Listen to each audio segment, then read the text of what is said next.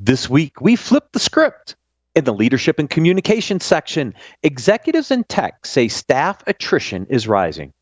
7 in 10 facility managers consider OT cybersecurity a major concern. Consumers concerned about personal data collection and more. In our second segment, we welcome Derek Mankey, Chief Security Insights and Global Threat Alliances from Fortinet, to discuss the growing trends around ransomware. Business Security Weekly starts now. This is Security Weekly, for security professionals, by security professionals. Broadcasting live from G-Unit Studios in Rhode Island, it's the show where we explore the business of security to improve the security of business. Your trusted source for actionable insights on leadership, communication, and innovation. Get ready for Business Security Weekly. Cyber risk and compliance automation is finally here. Legacy GRC systems cannot support the powerful, real-time automation and oversight that organizations require to take risks that matter to succeed. CyberSync continuous control automation ingests data from the IT GRC stack to update controls against regulatory requirements and risks in real time, delivering insights and visibility. See how members of the Fortune 500 are saving millions annually by visiting securityweekly.com/cybersync. Every 11 seconds, there's a new ransomware attack. Oil pipelines, universities, corporations, all paying millions of dollars. Barracuda says, don't pay the ransom. Before a ransomware attack occurs, train your teams to recognize an attack and use anti-phishing technology. Protect your applications, and they can't get onto your network. Simple backup and restore solutions quickly recover your data without paying the ransom. Build your ransomware protection plan now by visiting securityweekly.com/Barracuda. That's securityweekly.com/Barracuda. Welcome to Business Security Weekly. This is episode number 230, recorded August 30th, 2021. I am your host, Matt Alderman, back here in Colorado. Joining me remotely is my co-host for today, Mr. Adrian Sanabria. Hey, how's it going, Matt? Looking forward to today. Some good conversations, and it's just me and you, man. Just the two of us. Yeah, Jason had he got tied up. I made it home from Cleveland after the InfraGard 25th Congress, safe and sound. So I'm back home, and it's a lot less humid here than it was in Cleveland. I'll tell you that. Whew. Oh yeah, it's humid down here in Tennessee. It's humid as ever. Now, that time of year, Cyber Risk Alliance, in partnership with InfraGard, has launched the Critical Infrastructure Resilience Benchmark Study. Measure your readiness for ransomware by completing the survey and getting your score. Visit securityweekly.com/CIRB to take the survey. All right, let's get into articles. I only did one announcement on that segment. I pulled some interesting articles this week. You know, I always try to mix them up, try to find some interesting angles from a leadership communication perspective. And this first article comes out around attrition in tech, media, and one other telecom industries. And it's an interesting, when you dig into the research a little bit, we talk about this stuff like all the time, like around, you know, issues with with skills and how do you keep your employees happy. And this report just kind of pulls out, says, salaries, career advancement opportunities, and improved relationships with managers drive staff departures. Are you surprised? No, not at all. I mean, it's so it's interesting. At first, I thought they were just asking one side here, but this survey does talk to both the employees and the employers, and I think it's always interesting when they do that to kind of compare notes. You know, the folks leaving and the folks who manage them, you know, talking to both of them and saying, why'd they leave? You know, so very, very interesting. And it's kind of surprising they mostly agree. So it was a very interesting read. Yeah, they mostly agree, which means why aren't we doing something to fix it? And we're going to talk about diversity. I have an article in here around bringing women back into the workforce. That's kind of the last article, which ties into this topic a little bit. But if both sides agree, wouldn't you expect some changes in the way you're trying to retain your employees? I mean, you know, a few weeks ago, we talked to Jim Routh, and it's not about retention, it's about employee development. But this is This is a development issue. Why aren't we fixing it? That's part of the concern for me when I read these articles is why aren't we fixing it? So there is some good news in the survey, and they say that some of what they're doing to fix it is visible and it is working. So I suspect it's just, maybe the pandemic actually pushed them to finally do it, or I imagine there's a lot of there was a lot of dragging of feet on making certain things happen, so that they could pay better salary, so that they could give more opportunities, and then when everybody started leaving, they're like, oh, okay, yeah, we can do that now, and the changes are actually happening. But like in a lot of organizations, management's really the only development opportunity, the only career path. So yeah, you see people move on, or we used to joke like the best way to get a raise is to leave. A lot of companies just don't give regular, even just inflationary raises. Raises that keep up with annual inflation. So yeah, of course, people almost have to leave, just to keep their salary where it needs to be. Yeah, I read an article. There was an Inc. article out there over the weekend. I did not put it in here, but Google's talking about reducing the salary for remote workers. And Inc. was talking about why that's a horrible idea. If we think about the context of this article, do you really think that's going to improve attrition rates? Of course it's not, because what you just said is I have to leave to get a raise in salary. If Google decides to cut their remote worker salaries because they're working remotely, that's not going to help the situation. So I didn't pull that article in here, but I thought it was a very interesting side article to this one. And I think it's a pretty hard line now. I'm hearing the same narrative over and over where people are saying, yeah, no, I'm not coming back into the office. I'm not moving my family across the country to work in an office, especially in jobs where there's not really a huge advantage to having people in an office, that can be done remote. A lot of people are just putting their foot down saying, you know what, yeah, I'll take a pay cut working somewhere else. But in a lot of cases, I'm hearing, people aren't having to settle for those pay cuts. Right. We're seeing competitive salaries from, whatever neck of the woods on a farm that you decided to move to when you left San Francisco.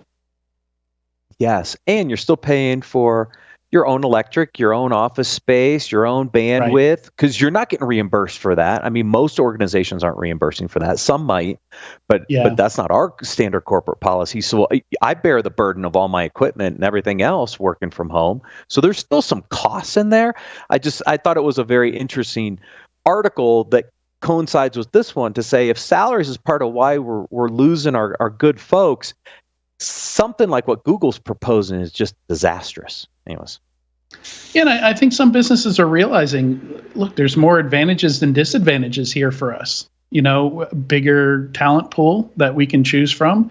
We don't have to pay for super expensive, Midtown Manhattan office space or wherever, your place is.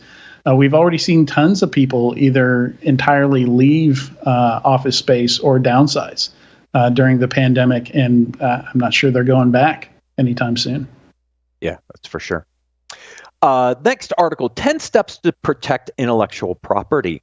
Now, there's a few articles in here around data privacy, consumer concerns. This one I brought in because how many people think about their intellectual property? Now, I would approach it very similar to I would from a data protection standpoint. And a lot of the steps that are outlined here, Adrian, look very data security, data protection oriented, which is know what you have, know the value of it, and put protection controls around it. That's what we should be doing for all of our data, not just intellectual property. Yeah, I mean, the only thing that's really special about intellectual property is sometimes it can be really hard to define and defined. I think in a lot of cases people, like there's the obvious stuff that is intellectual property, and then there's the stuff that's less obvious.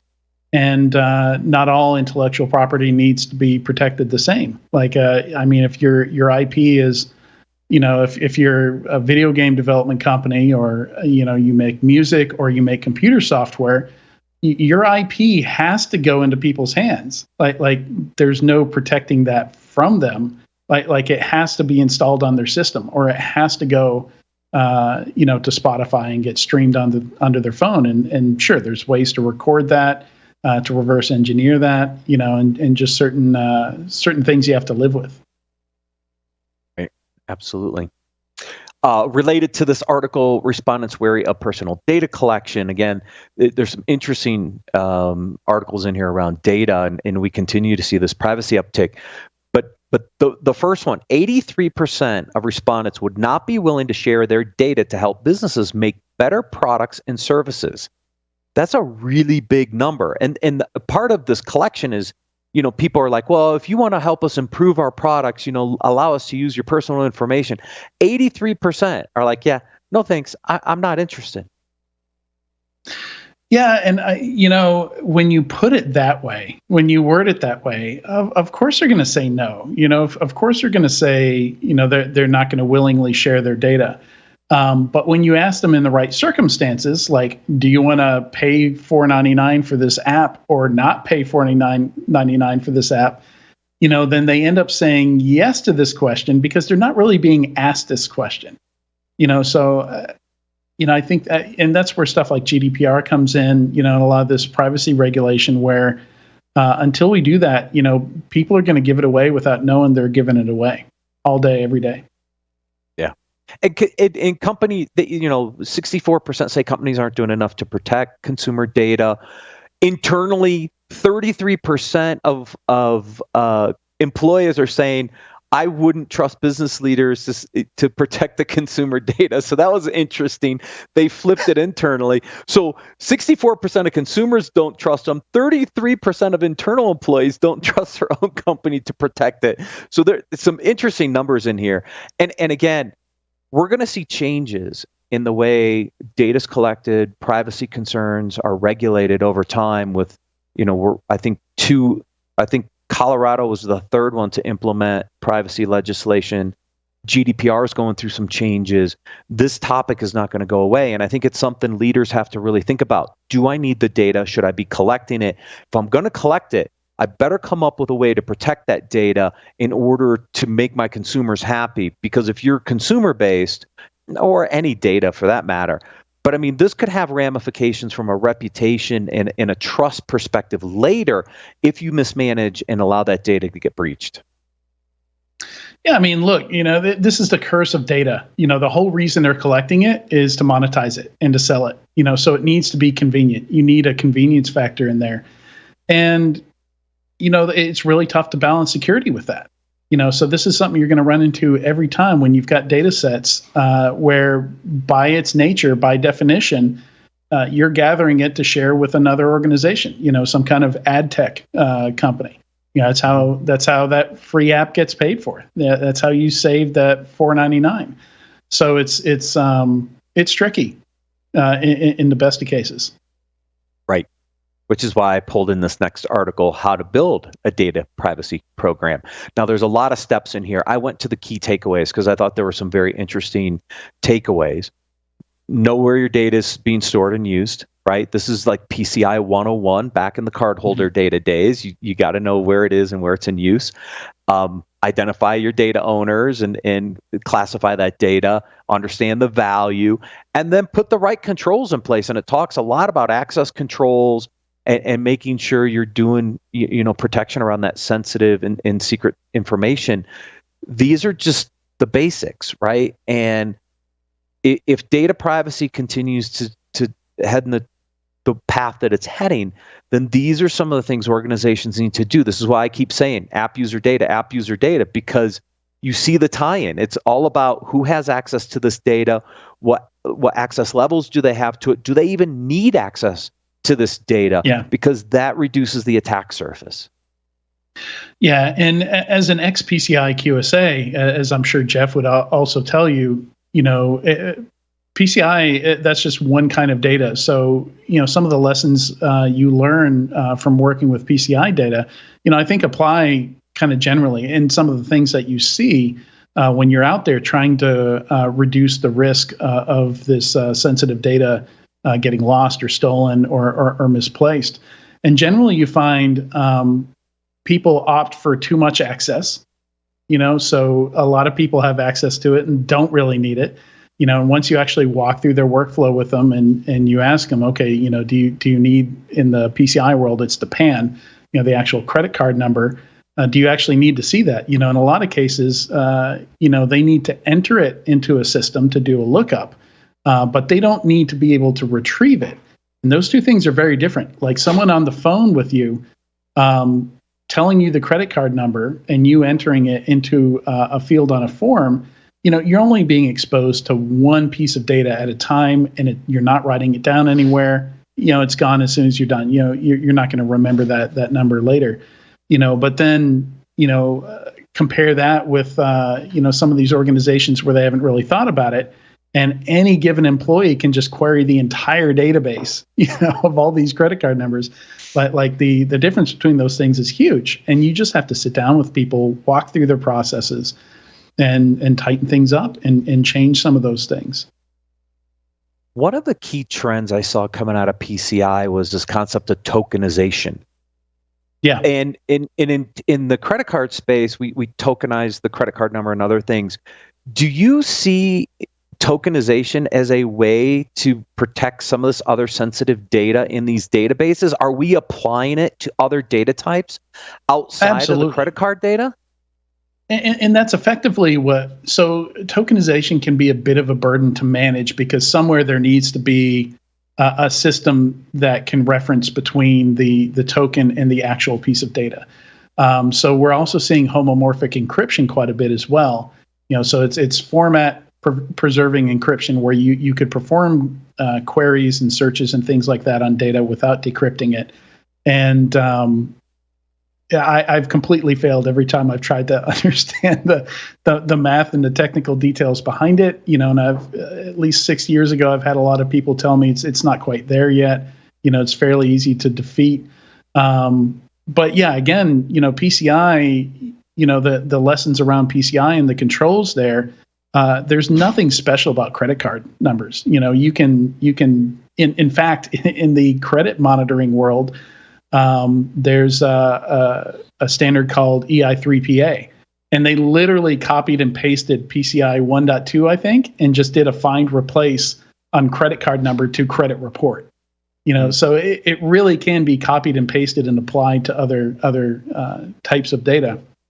So the techniques used there, the tools used there, in the PCI world, take advantage of that, because it's a mature set of standards. The tools are fairly mature. You can absolutely use those for customer data, for other types of sensitive data.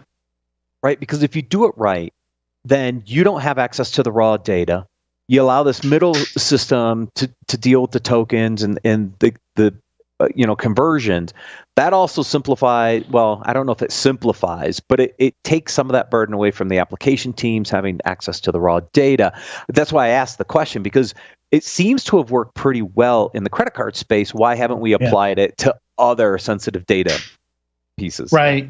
And one of the no-brainers in the credit card space, first time I saw this, I was like, why isn't everybody doing this? There's this concept called P2PE, where, as a retailer, I can go to this credit card processor and I can buy their credit card terminals.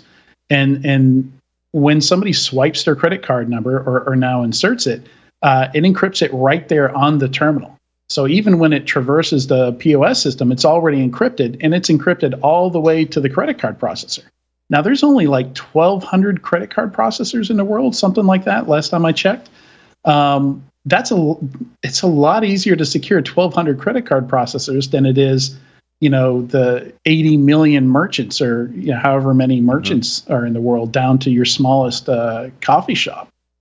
So there are opportunities like that where you can kind of lift and shift the risk to a higher level, where maybe you don't need access to that customer data at all. Maybe to you that customer is just that tokenized number. Right. think about that for a second from a data collection form. You put in all this information. The only thing that's stored in your system is the unique token for that person. All the other data was encrypted and associated instantly. So the only thing I need to store is the token to know that it's that person, right? I mean, that would be a very efficient technology and create a lot of built-in data privacy controls right out of the box. And there are companies right now that can say that. They can get hit by a hack or something like that, and they can say, look, we don't have this data, never had this data, don't have it to lose. And they can, obviously it's still going to hurt them, but, they can mostly wipe their hands of a lot of the concerns and liabilities there. I mean, sure, they might have to, redo their processes around that, because they're not actually storing the data. But yeah, in most cases, it's not a big deal once you've done it. You're not really losing your competitive edge or, a lot of the value of working with those customers. You can still have loyalty programs. You can still do all those things and not have to own all the data. Right. Talking about data and new threat profiles, Honeywell did a survey around OT.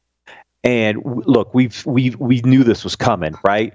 7 out of 10 plant managers say operational technologies is like their number one top cybersecurity concern. Guess why? Because of all the ransomware attacks, and we're going to talk about a little bit of that in the next segment with Derek Menke. But I've known this for a long time because I came out of the nuclear power space and spent a little bit of time in oil and gas. These systems are potentially not secured the same way as our IT systems. And here we're seeing, more and more focus around the operational technology stack.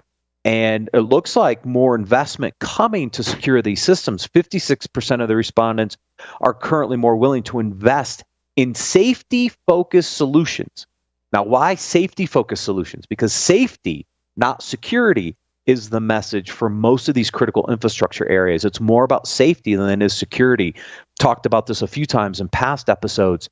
If you can create a budget and an investment around safety, not security, it's more likely it's going to get funded. And that's what some of these OT managers are actually doing. Yeah, so there's actually some interesting lead-ins to our chat with Derek Menke here. One of the we can talk about it when we go to that, but there's an interesting connection here, with air gap networks and things like that. Very, very interesting to see how people think about it and feel about it there. And I think it's very smart, to call it safety.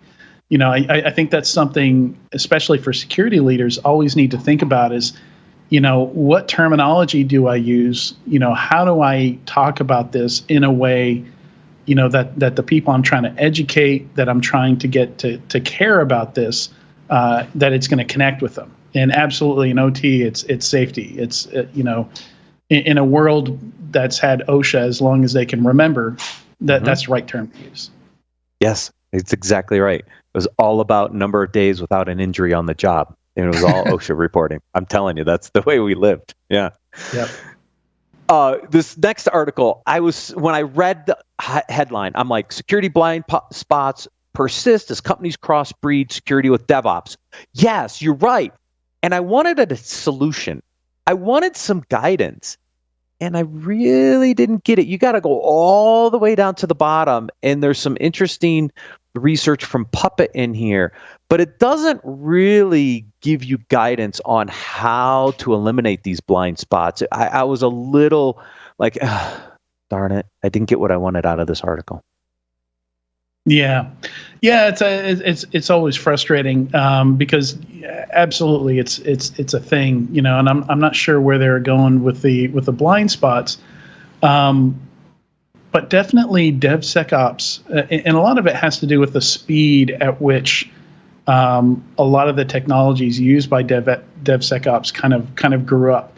And they kind of grew up in this cloud native world where, and I'm making some assumptions here, but looking at some of these products and some of the vulnerabilities in these products, they're lessons that the IT side of the house, the traditional IT folks and those software manufacturers learned back in the 90s.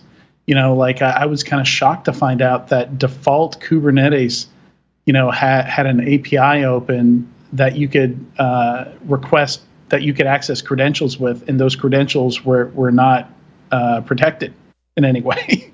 Mm-hmm. I was like, what? And some of these in-memory databases, I think it was Redis. I was doing a pen test a couple of years ago, and just exposed to the internet, bunch of Redis databases, that were managing session state for this website. You could just log right in, no credentials needed. And you could create an account for yourself. You could boot somebody out of the application just by making changes to those to the tables in the fields in that database. So yeah, kind of shocking to me, the kind of stuff and these things, especially when you've got full stack developers, you're relying on a single person to build a lot of this stuff. So I think a lot of it are the processes, where the traditional software development lifecycle doesn't work in the agile world. So we are missing some of the stuff that might have caught this before stuff went to production, and right. and what I'm seeing is we're now depending on automation and tools to put that back. Yeah. Well, I wanted to see out of this article, I wanted the cultural shift for security, where they have to be integrated early on with the development teams and not just at the end of the cycle and in the department of no. I wanted to see something around champions programs. I was talking to Mark French in Cleveland. They're working on a security champions program that they're going to open source. I'm like, dude, as soon as you get it done, come on the show, because I think that's a great thing. We should talk about frequency of releases, and therefore we have to use some of these automation and tools earlier in the pipeline, right? That's the kind of guidance I wanted out of this, having been in the application security space and doing some of this stuff. That's what I wanted to see out of the article. I didn't really get there. It talks about some of the maturity and immature companies and where they are, but not actually the steps. And that's what I was hoping for when I brought this article out. The next article... Where this article fails, the webinar that Paul and I did with Tanium last week succeeds, because that's what the whole thing. There were no slides, anything. It was just an interview with the VP of Cloud Engineering for Tanium, and they took their product to SaaS in like 18 months or something crazy. Just kind of redesigned it, and a lot of that conversation for that webinar was discussing the cultural side of it, the people side of it. How do you build that? A lot of the questions I had were just around like, how do you take traditional IT to DevOps? And part of the answer to that is you don't. Like some of them will come across that bridge with you, and some you'll just have to hire from the outside. So some really interesting answers to those questions in that webinar that we did. Good. Now people can go find the answer, since this article didn't answer it. Now, the next article, last article, actually does, I think, a pretty good job of talking about how to bring women back into the workforce. Again, we've talked about diversity and inclusion. We've talked about various ways to continue to drive skills in. This article focuses on how to bring women back into tech. And there's some really good tips in here, I think, that organizations need to look at, not only for women, but I think they can use these programs elsewhere. The first one that is recommended is called the Rise of the Returnship. So think of this as an internship, but kind of a re-internship, where you might have left the industry for a little while because you were taking care of family, or with COVID, you had to come out for a while because you had kids at home. And I mean, the pressures of women are known, right, in the workforce. And so how do you get them to come back in and relearn some of those skill sets? And this concept of a returnship and doing that education more in a full-time paid internship is a way to bring them back into the workforce. And I don't think you just have to limit this to women, by the way, but I think it's a really good way to bring people back into the workforce. Yeah, and I think one of the things we definitely have to do is fix things in organizations and culture that send women running away from, Right. some of the issues we've had in tech and in security. Definitely if we're going to put a lot of effort into attracting more diversity and women, fix those problems first, so that the moment they're there, they're not, wondering what the heck they've gotten themselves into. Right. But yeah, absolutely. Like I'm really, really wondering about the workforce because, there's still a high proportion of women are in nursing, and not as much as it used to be, but it's you hear about all the nurses just burned out and leaving because of the pandemic. Maybe that's a huge opportunity for us. But then again, like at the same time, I'm thinking, I think nurses would make excellent incident response analysts, and SOC analysts. And at the same time, I'm thinking, but boy, we could probably just burn them out there too. We got to solve that problem at the same time. But how do we get them in? How do we train them? Right? It talks about reimagining boot camps and doing sessions to retrain their skills. And the last one on this list was flexibility. Look, I think now's the opportunity to create a flexible workforce. We were talking about it at the beginning. Now that people are working remote, it provides more flexibility. Now, to me, it puts a lot more. I work more when I'm working remote, but that does allow for some flexibility. Maybe they don't have to be in the office. Maybe they can be online when their kids are at school, but they can still get them on the bus, or they can, make sure they're there when they get off the bus. So that flexibility is also going to allow, I think, us to bring folks into the workforce if we create the flexibility in the training programs to allow us to bring those people back into the workforce. Yeah. Very, very interesting. Looking at that, the term returnship, I find especially interesting. Yeah. We need a way to bring them in. We need a way to train them. All right, let's take a quick break and then welcome Derek Mankey from Fortinet.